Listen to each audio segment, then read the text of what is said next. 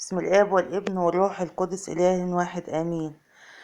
معجزتنا النهاردة مع القديسين البابا كرولوس والقديس مريمينا العجايبي، مع الطفلة كريستين اللي وقعت على ركبتها فاسمها كله وجعها وحرارتها ارتفعت جدا، ومامتها جابت كمادات وحاجات ووصلتها للدكاترة، مفيش فايدة ومش عارفين في ايه.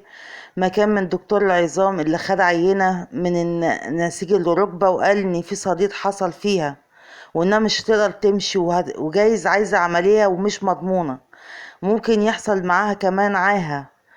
فانتوا حظكم. فالام قلقت اكتر وفضلت تعيط كتير ومش عارفة مستقبل بنتها هيكون عامل ازاي. فكان عندها كتاب للبابا كرولوس والقديس مريمينا وقعدت تشفع بيهم طول الليل وتعيط.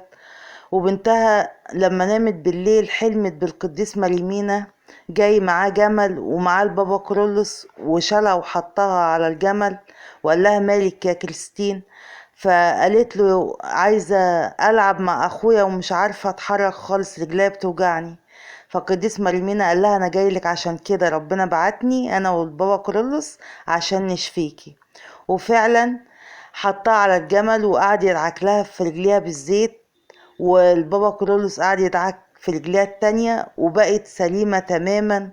وقامت فرحانة ومبسوطة وجريت على مامتها بسرعة وقالت لها ان البابا كرولوس والقديس مريمينا جم وخفوا لها رجليها، والمجد لله دائما ابديا بشفاعة البابا كرولوس والقديس مريمينا معانا امين.